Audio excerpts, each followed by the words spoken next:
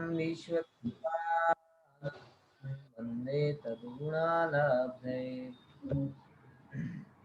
तत्पर सूत्र ग्रंथ पे हम चर्चा कर रहे हैं और चर्चा करते करते छठे अध्याय में ज्ञानावरणी और दर्शनावरणी के आश्रय के क्या कारण है, बराबर। और ये समझने की कोशिश की कि किसी के प्रशस्त ज्ञान में दोष लगाना बराबर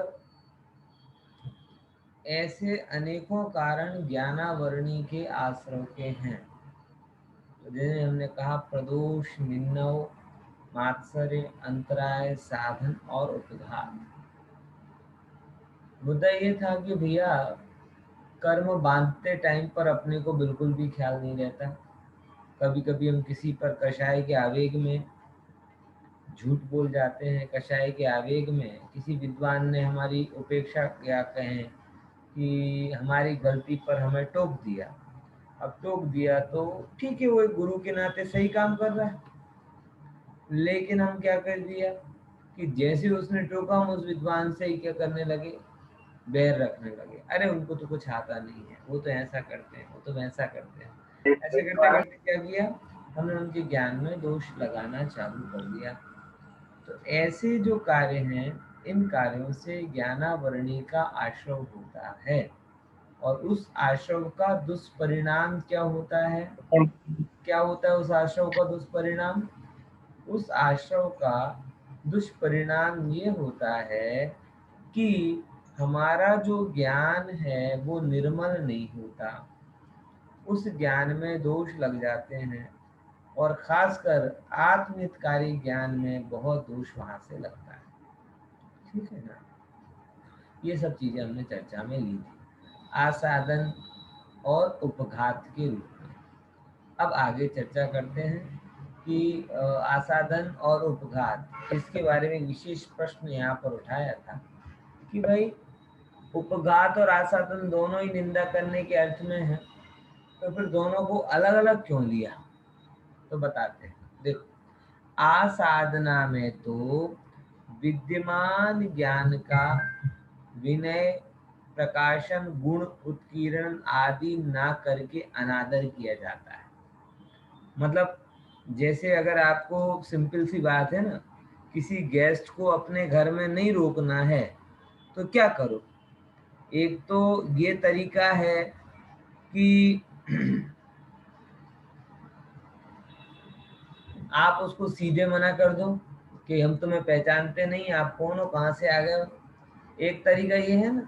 अगर आप किसी से ऐसा बोल दोगे, कोई गेस्ट आपके घर के दरवाजे के सामने आके खड़ा हो और आप उसको बोल दो भाई कौन, किससे मिलना है, हम तो तुम्हें जानते तक नहीं है, कहाँ आ गए तुम, ऐसे बोलोगे तो गेस्ट कितनी देर तक आपके घर में रुकेगा?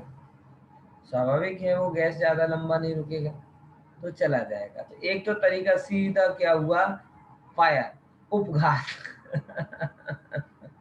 એટલે તમે તો કઈ આવડતું જ નથી, તમને कोई ज्ञान જ નથી, તમે तो मूर्ख છો, તમે तो आम छे, ऐसा। और दूसरा क्या होता है कि गेस्ट को अगर आपको भगाना है तो उसकी आकार सत्कार में कमी कर दो। आए तो उसका वेलकम ना करो, अच्छे से खिलाओ पिलाओ नहीं, वो खाने को बैठे बोले हम लोग आज बाहर जा रहे हैं, बना के खा लेना। ऐसा अगर आप किसी से कहोगे तो लगेगा कि उसको नहीं भैया कि ये बराबर नहीं है, चलो भैया अपन चलते हैं। तो दोनों तरीके हैं, दोनों में अभिप्राय तो यही है कि अतिथि तुम कब जाओगे, बराबर। लेकिन अतिथि को भगाने के तरीके अलग अलग हैं। एक में थोड़ा डिप्लोमेटिक तरीका है और एक में सीधा थोड़ा जिहादी तरीका है।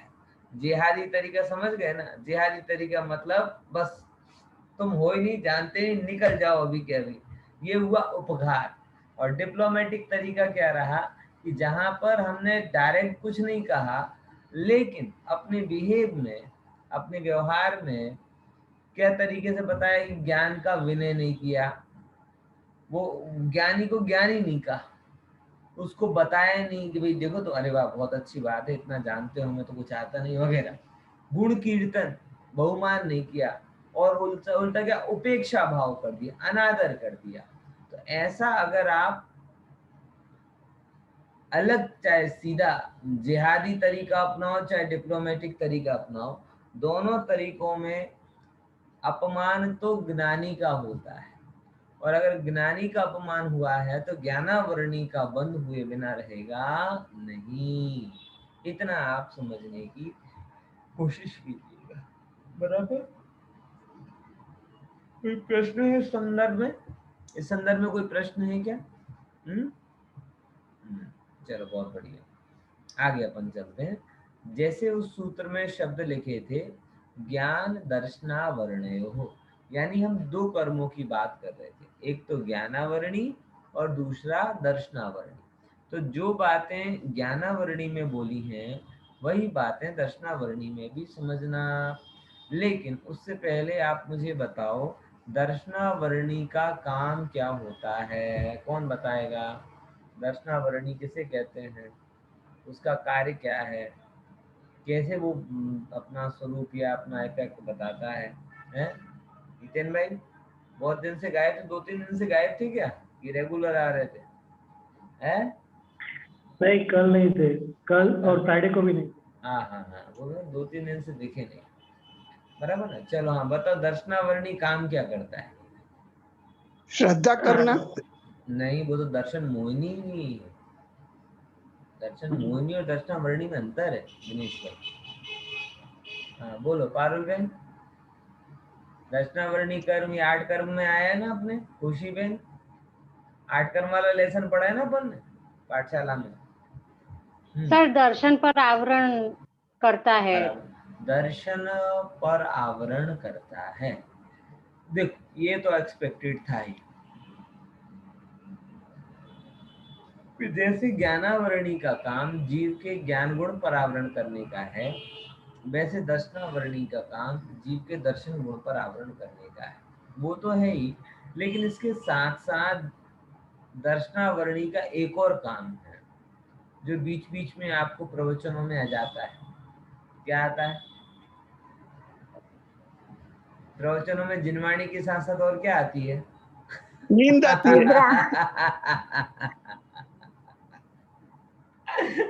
समझे? निद्रा। तो ये जो निद्रा है ना, निद्रा, ये निद्रा भी दर्शनावरणी का कार्य है। मतलब नींद में व्यक्ति को दिखाई नहीं देता ना, तो वो भी एक प्रकार से जीव के इसको किसके अंदर डालें, तो आचार्यों ने निद्रा को भी दर्शनावरणी कर्म के अंतर्गत रखा है।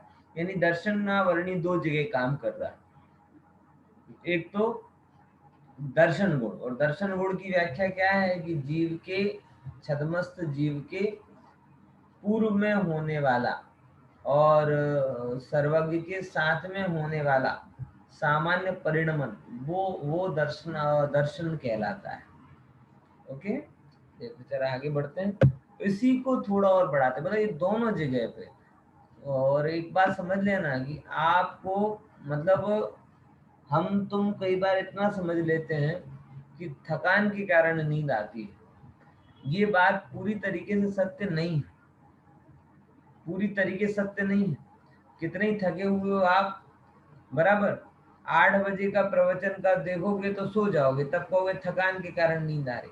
और 10 बजे से 1 बजे तक का पिक्चर का मैटनी शो देखने जाओगे तो एक बार आंख नहीं झुकेगी।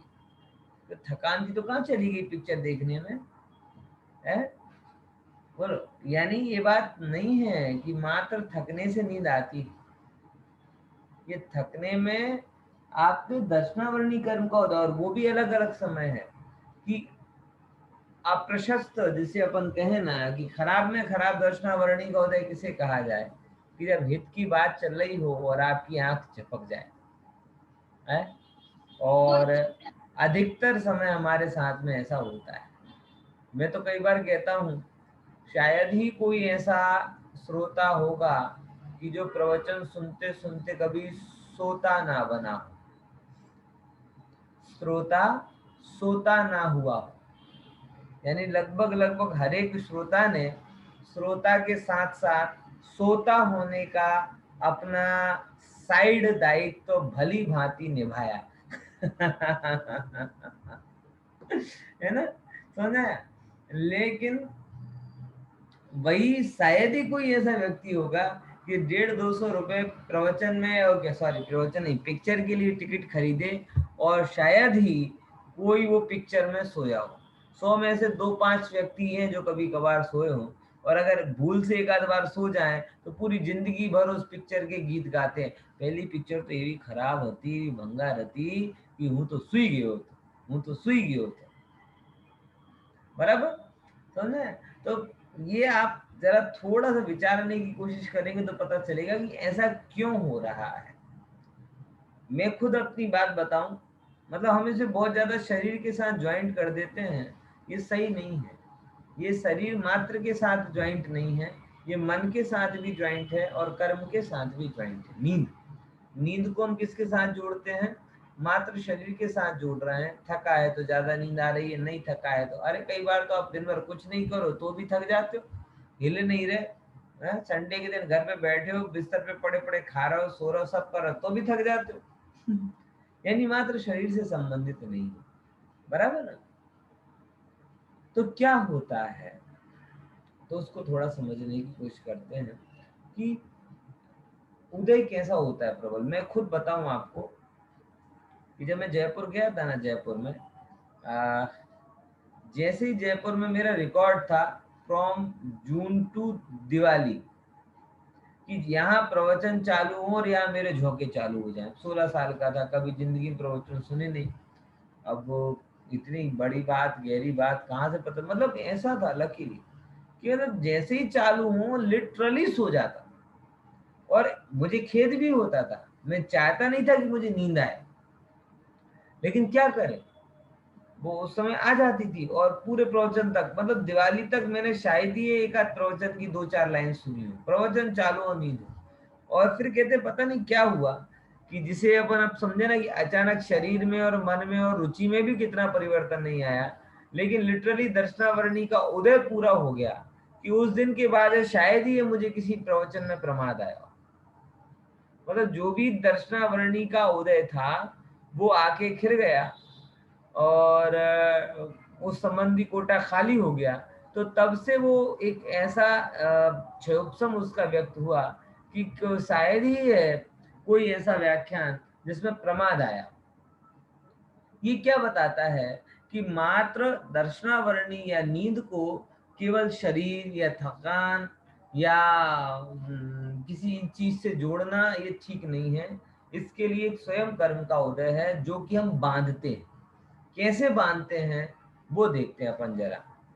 दर्शन में बाधा जिस जिस चीज से पड़ती है वो कार्य करना, वो दर्शनावरणी के आश्रय का कारण है। अब देखो, किसी पदार्थ के अवलोकन की प्रशंसा ना सुहाना, उसमें ज्ञान की थी, यहाँ पे अवलोकन है। दोनों आपको ख्याल में आ रहा है ना?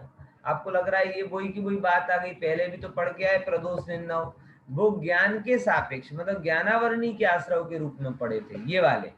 अब जो हम पढ़ेंगे वो दर्शनावरणी के आश्रय के रूप में पढ़ेंगे। उसमें क्या बोला कि किसी पदार्थ के अवलोकन की प्रशंसा ना सुहाना।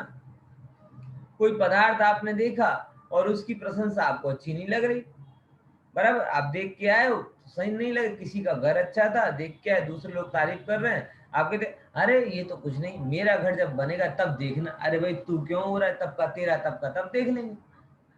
होता है कि नहीं होता? मतलब हद से ज्यादा ईर्ष्या का भाव होता है।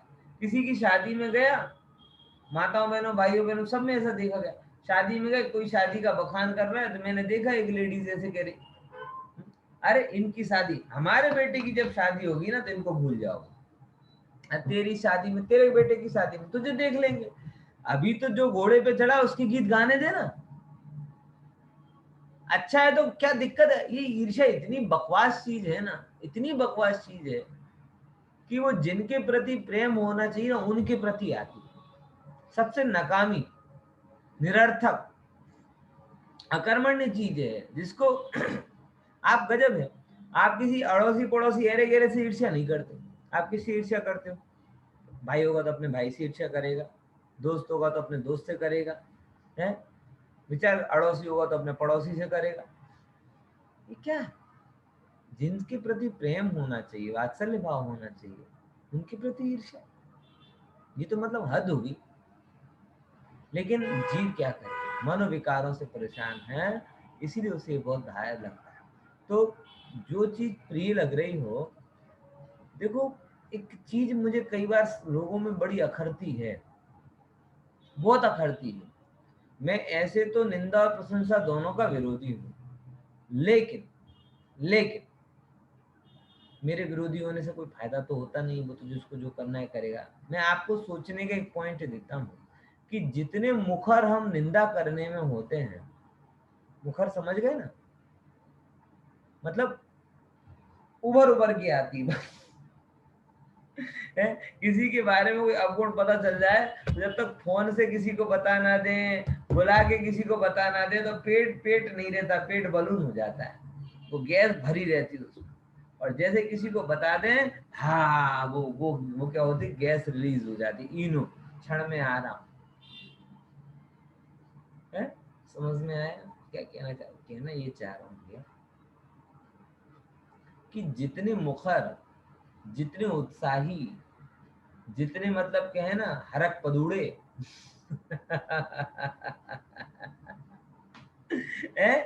समझे कि नहीं, हम निंदा करने में होते हैं, क्या उतना ही बहुमान हमें किसी के गुण बताने का होता है? किसी का गुण देखो तो अरे पता है उसका लड़का टॉप आया, नहीं उसका लड़का किसी लड़की के साथ भाग जाएगा तो पूरे गांव में ढिढोरा पड़ जाएगा, है? समझ में आया कि नहीं आया? लेकिन उसका लड़का या उसकी लड़की ने कोई अच्छा काम किया हो, बराबर, तो बोलेगा भी नहीं, विचार भी नहीं करेगा। मतलब क्या है कि निंदा में तो आप एक्टिव और प्रशंसा में आप पैसिव।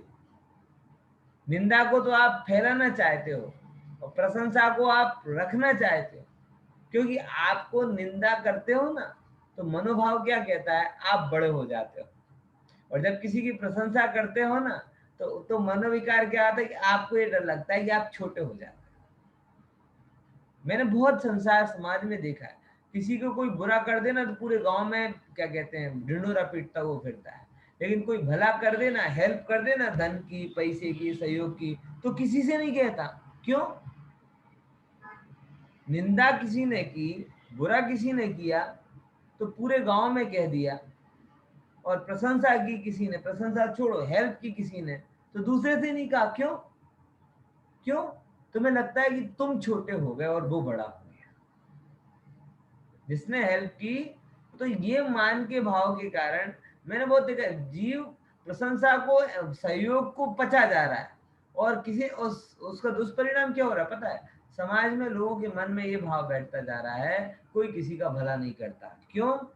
क्योंकि भलाई को आप ग्लोरीफाई नहीं करते, भलाई को आप प्रचारित नहीं करते, लेकिन बुराई के बिना बताए ब्रांड एम्बेसडर बन जाते। समझ में आया क्या बोला? आप, हम सब लोग, ये बहुत बड़ा मनोविकार है, भलाई के एम्बेसडर बनना चाहिए, भलाई की बातों को प्रचारित करना चाहिए, बनस्पत उसके हम उसको तो छिपा जाते हैं। क्यों?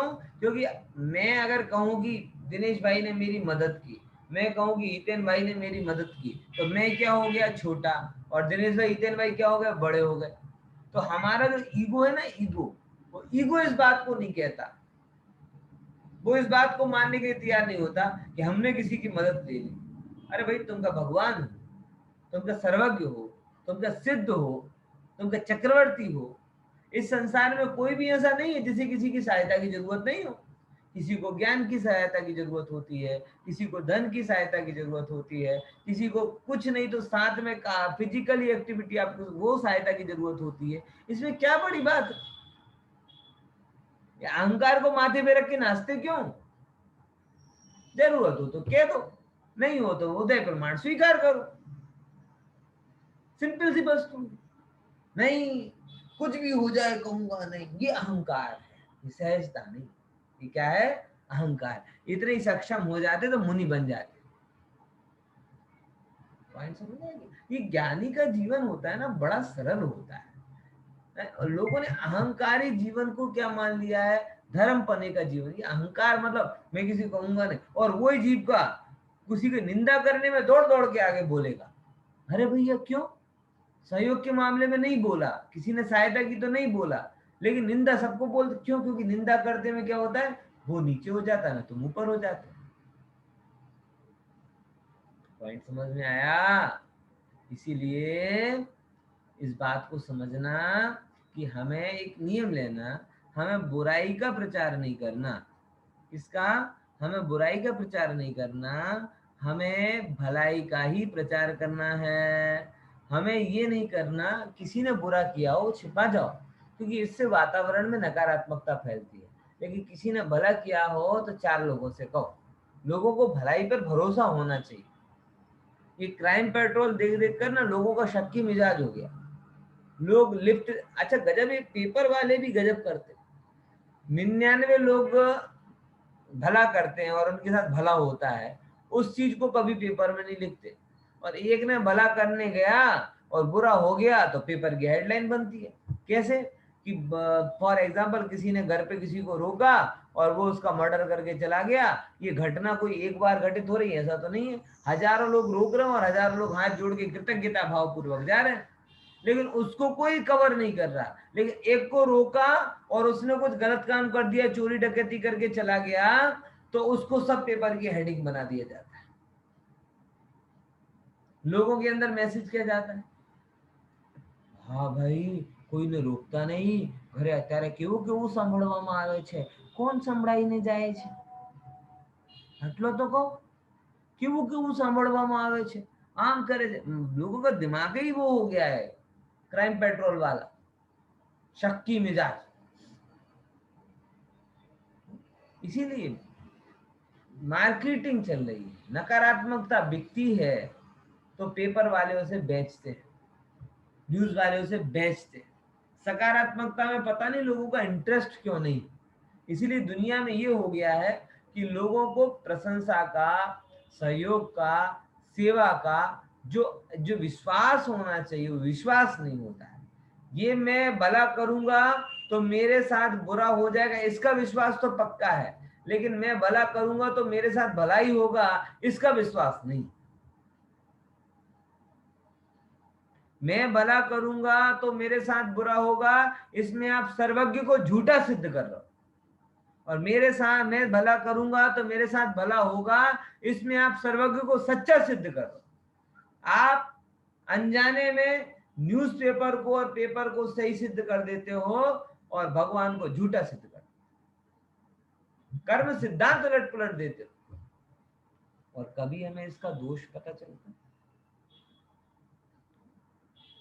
बोलो,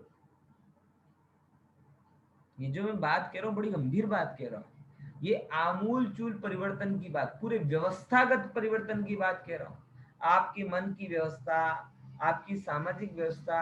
आप एक संकल्प लो कि हम अगर किसी के साथ बैठेंगे तो आधे घंटे की चर्चा में उसके अंदर में सकारात्मकता फैलाने की कोशिश करेंगे, उसके अंदर अच्छाई के प्रति भरोसा दिलाने की कोशिश करेंगे, हम उसे प्रसन्न बनाएंगे, हम उसको अंदर से ऐसा करना चाहेंगे, सिद्ध बना भाई तू भरोसा रख, तू अच्छा करेगा तो तेरे साथ अच्छा होगा।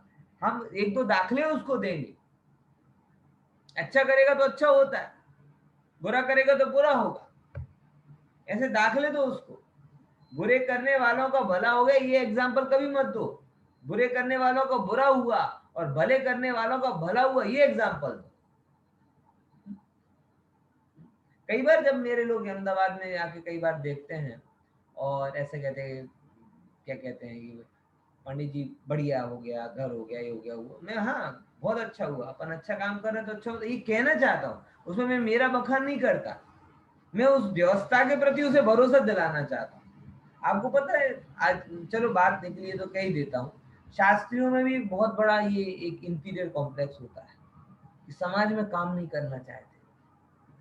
समाज में काम नहीं करना चाहते मतलब प्रवचन नहीं करते, वो एक अहंकार कि भाई समाज में काम करते हैं तो इज्जत नहीं मिलती, ये नहीं होता, वो नहीं होता, फलाना आर्थिक समस्या बताते हैं, अपने रेपुटेशन की समस्या बताते हैं, बहुत समस्या। तो मेरे जब कभी जूनियर शास्त्री मिलते हैं तो मैं उनको खूब कहता हूँ कि तुम आके देखो भाई, कोई प्रकार की अच्छा घर हो गया है, रिस्पेक्ट भी बराबर मिले, लेकिन तुम करो, भरोसा लाओगे, तुम अच्छा कर रहे हो तो तुम्हारे साथ अच्छा होगा। मेरी जो पर्सनल समस्या है वो है अलग है, कहीं कोई समस्या ऐसा नहीं कि सारी समस्याएं दूर हो गई हैं, लेकिन मैं उनको हाईलाइट नहीं करता, मैं उनके अंदर एक विश्वास जगाना चाहता हूं कि भाई देखो तुम अच्छा करोगे, तुम्हारे साथ अच्छा होगा। आज ये भरोसे की बहुत बच्चा है, छोटा बच्चा, छोटे छोटे बच्चे के मन में भैया कोई आपके साथ अच्छा करे तो भी ऐसा मत करना, कोई किडनैप कर जाएगा, कोई फला, इतनी नकारात्मकता भर देते हैं उसके अंदर है। ये भरोसा हर चीज में ये आना चाहिए, क्योंकि ये सर्वज्ञ का भरोसा है।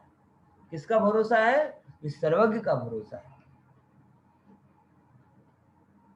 बराबर समझ में आया कि नहीं आया? और अगर अच्छा करने पर भी आपके साथ कभी बुरा हो तो भी उस सामने वाले को बुरा मत सोचना। क्यों? क्योंकि अच्छा तो आपने आज करना चालू किया, लेकिन जीवन तो आपका पुराना है। ऐसा तो है नहीं है कि आपने कभी किसी का बुरा ही ना किया हो। आज समझ में आ रही ना?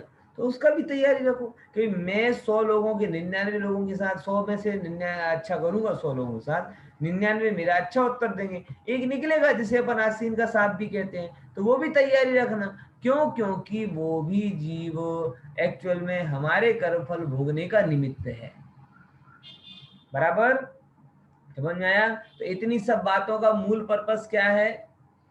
एक ही बात, अच्छाई को ग्लोरीफाई करो, अच्छाई के एम्बेसडर बनो, प्रसन्नता, सकारात्मकता, आनंद के वाहक बनो, नकारात्मकता के वाहक मत बनो। आपको इतना, जैसे अपन कोरोना का विचार करते ना, कोरोना का, कि भाई कोई हमारे बाजू में बैठे तो उसका कोरोना हमें ना लग जाए, और अगर हमारे अंदर में हो तो उसका उस तक ना पहुंच जाए, इसलिए मास्क लगा लेते हैं, हाथ धो लेते हैं, सब कर लेते हैं। भाई विचारों का भी ध्यान रखना, विचारों का भी ध्यान रखना कि आप किसी के साथ आधे घंटे बैठे तो आपको ये ख्याल में आना चाहिए कि इसकी अब आरटीपीसीआर रिपोर्ट में नेगेटिविटी आनी चाहिए कि पॉजिटिविटी आनी चाहिए है? कोरोना वाली आरटीपीसीआर नहीं। आप किसी आधे घंटे बैठे तो आप विचार करके देखो कि अगर आज इसके विचारों का एक एक टेस्ट किया जाए, रैपिड टेस्ट किया जाए, मेरे से मिलने के पहले और मेरे से मिलने के बाद, तो इसके अंदर में क्या पॉजिटिविटी बढ़ी या नेगेटिविटी नाम का विषाणु बढ़ा? धर्म का विश्वास बढ़ा कि धर्म का विश्वास घटा? जगत में अच्छा का फल अच्छा होता है, बुरे का फल बुरा, इस सिद्धांत की प्रतीति हुई कि कुछ और हुआ? बोलो, तैयार हो? तैयार हो? हो तो ठीक, नहीं हो तो ठीक सिद्धांत तो जो है सो है भाई। जीवन आपका है, आपकी घटनाएं, आपके निर्णय, आपके विचार आपके भविष्य को बनाते हैं। मेरी घटनाएं, मेरे निर्णय वो मेरे को बनाता है। बराबर? तो एक बार निंदा की वस्तु की भले ही निंदा ना करो, लेकिन प्रशंसा योग्य वस्तु की प्रशंसा जरूर करो। बराबर? अपने उस प्रशंसा में अपना कोई भी मनोविकार मन में मत लाओ कि इसको प्रशंसा कर देंगे तो हम छोटे हो जाएंगे। अरे तुम प्रशंसा करके बड़े हो जाओगे, और नहीं किए तो अपने आप छोटे हो जाओगे। बराबर समझ में आया? देखो अपन अब चलते दर्शन। निंदा, निंदा क्या हुआ? बोले दर्शन संबंधी पदार्थ को जानते हुए भी बात को छिपाना। किसी ने पूछा कोई ये चीज तुमने देखी, तुम्हें पता है कि हमने देखी और यहाँ रखी है, लेकिन आपने छिपा के, नहीं मैंने तो देखी नहीं। मजाक मजाक में भी कई बार हम ऐसा कह देते हैं, किसी को हैरान करना हो ना, किसी की चप्पल छिपा दी, किसी का कुछ भी छिपा दिया।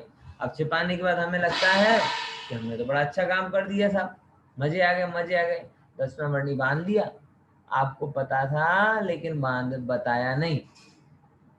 इसका फल क्या होगा कि जब आपको कोई चीज देखनी होगी, आपको दिखेगी नहीं, और दिखेगी नहीं तो आपको आकुलता होगी।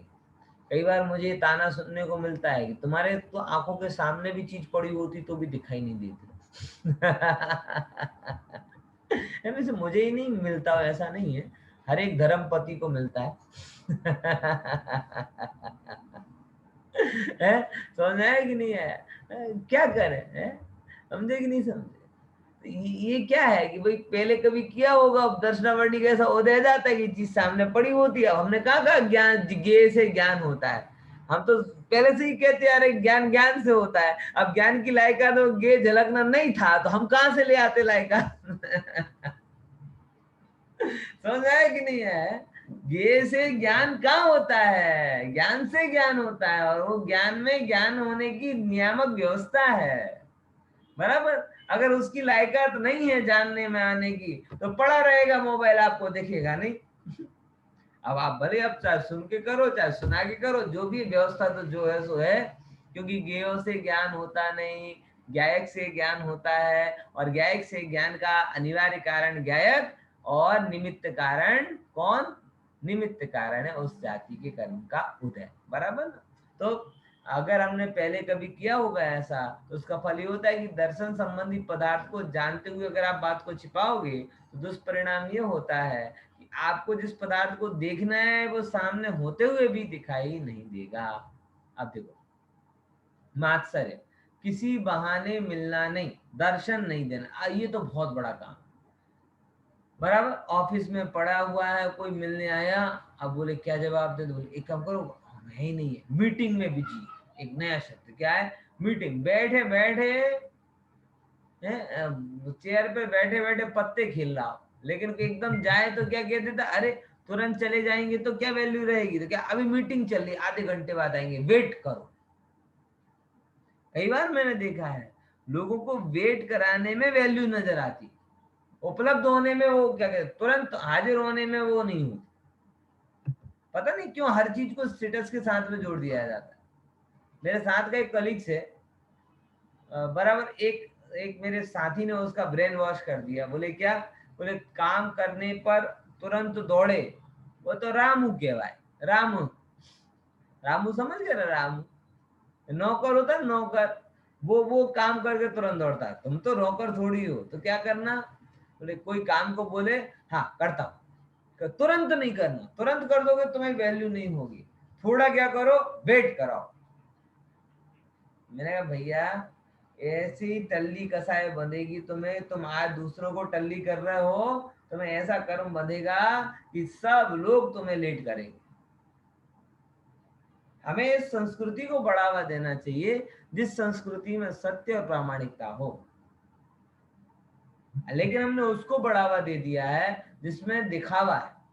आदमी फ्री बैठा है, आदमी टाइम निकाल सकता है, लेकिन आदत ही हो गई है रोने की, बहुत बिजी हूँ, बहुत बिजी हूँ, मेरे पास टाइम नहीं है, मेरे पास ये नहीं है, मेरे पास वो नहीं है। ऐसे करते करते फ्री होने पर भी दर्शन नहीं देता, मिलता नहीं है, मात्सर्य करता है। ऐसा कर्म बनेगा कि तुम जिससे मिलना चाहते वो तुम्हें मिलने नहीं देगा, बराबर। अंतराय, अंतराय क्या है समझते हैं? दर्शन में अंतराय डालना। कोई, समझ रहे हो, दर्शन कर रहा है कोई व्यक्ति, बहुत सारे लोग हैं बहुत बड़ा पाप करते हैं मंदिर में जाकर, अर्घ्य चढ़ाना है। मैं तो एक दो व्यक्ति को जानता भी हूँ, मैं कह भी चुका हूँ, अर्घ्य चढ़ाना है ना, तो सीधे भगवान के सामने वो अर्घ्य की थाली लेकर खड़े हो जाएंगे। अब 6 अर्घ्य बोलेंगे, तो 6 अर्घ्य बोलते टाइम कहाँ खड़े हैं? बिल्कुल भगवान के जस्ट सामने। अब जो 6 अर्घ बोलने में 10 मिनट लगे, कम से कम 10-15 मिनट, अब 10-15 मिनट में कम से कम 5-10 लोग तो दर्शन करने आए। अब वो देखने तो आए तो भगवान को, लेकिन दिख क्या रहे हैं? तुम्हारी पीठ दिख रही है, तुम्हारे बाल दिख रहे हैं, बराबर। क्या लाभ है उनको? ये अविवेक हुआ कि नहीं हुआ? अब आप कहते हो कि साहब हम तो अर्घ चढ़ा रहे हैं, हम तो अर्घ नहीं चढ़ा रहे, तुम अंतराय कर रहे हो। क्या कर रहे हो? अंतराय कर रहे हो। दुष्परिणाम क्या होगा? दक्षिणावर्णी कर्म बंधेगा। उसका फल क्या होगा? उसका फल ये होगा भैया कि तुम्हें जब जिनेंद्र के दर्शन करने का भाव होगा, तो तुम्हारे नेत्र ज्योति काम नहीं करेंगे, तुम्हें निद्रा आ जाएगी, तुम्हारी आंखों में रोग हो जाएगा, आंखें फूट भी सकती, अथवा कोई ऐसे काम होगा जिससे देख ही नहीं पाओगे, बराबर। तो दर्शन में अंतराय डालना, दर्शन में अंतराय डालने से भी दर्शनावरणी कर्म का बंध होता है। असाधन, असाधन क्या कहलाता है? प्रशस्त दर्शन का वचन और काय से वर्जन करना, बराबर। कोई व्यक्ति देव दर्शन करने के लिए जा रहा हो, प्रशस्त कार्य कर रहा हो, और आपने वचन बोलना चालू किया, अरे क्या जरूरत है यार, तन मंदिर में ही तो देव है, बराबर। पति की सेवा ही, माता पिता की सेवा ही क्या है, सच्ची भक्ति है, फलाना है, ये है, वो है, ऐसे करके आपने उसको रोक दिया। काया से भी क्या किया, अरे ऐसा थोड़ी, घर की व्यवस्था पहले करो, बाकी बाद में करना। बहुत सारी लेडीज ऐसे कहती हैं, देखो पंडित जी हम मंदिर तो नहीं जाते, लेकिन हमारा घर अगर हमने अच्छे से संभाल लिया तो ही हमारा दर्शन है। वो ही है सासू, क्या कहते हैं, सासू आती नहीं कहावत, सासू भी और ससुरा चारों धाम, आती नहीं कोई सी कहावत है, सासू तीरथ ससुरा तीरथ और कौन चार धाम, ये वैसे भी कहावत आती, गुजराती मैंने सुनी कहीं। ऐसे कर करके क्या, ऐसे तर्कों के माध्यम से लोग रोक देते हैं। तो ये बात ठीक नहीं है, आसाधन कर रहे हो आप, बराबर। ऐसा मत कहो कि भाई किसी भी कारण से, बहुत सारे लोग तो मुझसे भी ऐसे, पंडित जी इतना काम करते कैसे मंदिर आएंगे, कैसे मंदिर आएंगे, कैसे मंदिर आ पाएंगे। तो मतलब उनकी आत्मा है ना गहराई से ये बोल रही कि बस पंडित जी हमें आना तो है नहीं, आप एक बार और मना कर दो कि हाँ भैया सही है, तुम बहुत बिजी रहते हो, तुम दर्शन करके भगवान पे उपकार मत करो, है। मतलब इस हद तक वो अपनी परेशानियों को बताते हैं कि मतलब सामने वाला व्यक्ति ऐसे ही कह रहे, हाँ भैया तुम बहुत बढ़िया, तुम मंदिर आओगे तो पाप कर दोगे, तुम मंदिर मत। और उसका एक्सेप्टेंस मेरे से चाहते, भैया देखो परिस्थिति को आगे करके प्रशस्त कार्य को पीछे मत करना। क्या बोला, क्या बोला, फिर से बोलता हूं, परिस्थिति ने આગળ કરીને પ્રશસ્ત કાર્યને પાછળ ના કરો। કેમ કે જો આજે તમે પરિસ્થિતિને આગળ કરશો અને પ્રશસ્ત કાર્યને પાછળ કરશો, કરી દેશો, તો શું થશે, બીજી પરિસ્થિતિ આવશે અને તમારો પ્રશસ્ત કાર્ય પાછળ ઢંકાઈ જશે, પછી પાછો ઢંકાઈ જશે। એમ કરતા કરતા પરિસ્થિતિઓ નવી નવી આવતા રહેશે અને પ્રશસ્ત કાર્ય તમારા જીવનમાં રહેશે। એટલા માટે કરવાનું શું, ગમે તેવી પરિસ્થિતિ હોય મગર જે પ્રશસ્ત કાર્ય છે એ તો કરવાનું જ, જકાર અર્થમાં વાત કરું છું, બરાબર ને, સમજ્યા? चलो, तो ये क्या हुआ, आसाधन। अब क्या करें, उपघात, प्रशस्त दर्शन को भी दूषण लगाना। प्रशस्त दर्शन है उसको भी क्या कर रहे हैं, दूषण लगा रहे, किसी ने ठीक ठीक देखा, सब किया, सब दिख रहा है, उसको भी दूषण लगा रहा है। अब देखो दोनों के आश्रव के कारण एक क्यों कहे, तो उत्तर बहुत सुंदर दिया। जैसे सूर्य में लाइट एंड हीट दोनों एक साथ रहते हैं ना, प्रताप मतलब हीट और प्रकाश मतलब लाइट, ऐसे ही ज्ञान और दर्शन का जब विकास होता है तो दोनों एक साथ ही होता है। ये बात यहाँ पे गई, तो ये दोनों के एक से कारण क्यों कहे, बोले इसीलिए कहे। एग्जाम्पल बहुत सुंदर दिया कि जैसे लाइट सूर्य में दोनों चीजें रहती हैं, उन दोनों का कारण एक ही सूर्य है, ऐसे ही जीव के ज्ञान और दर्शन गुण का भी जो कहे, उन दोनों के आश्रव का कारण भी एक है, अलग अलग है। ज्ञान के संदर्भ में दूषण होता है तो ज्ञानावरणी होता है, और देखने के संदर्भ में होता है तो दर्शनावरणी होता है।